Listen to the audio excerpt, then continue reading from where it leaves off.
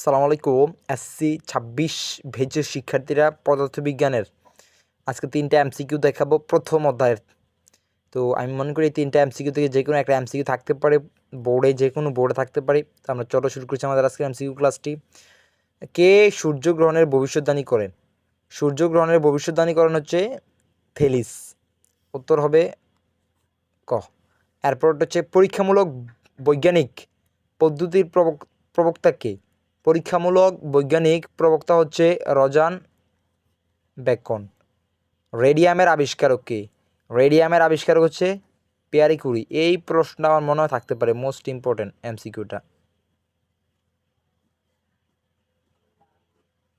তোমরা যেই এমসিকিউগুলো দিয়েছি এগুলো অবশ্যই পড়বা, তিনটা ইম্পর্টেন্ট। সো তিনটা তোমরা পড়ার চেষ্টা করবা। এগুলো যদি তুমি পড়তে পারো তোমার 3টা থেকে যে কোনো এটা কমন আসতে পারে ইনশাল্লাহ।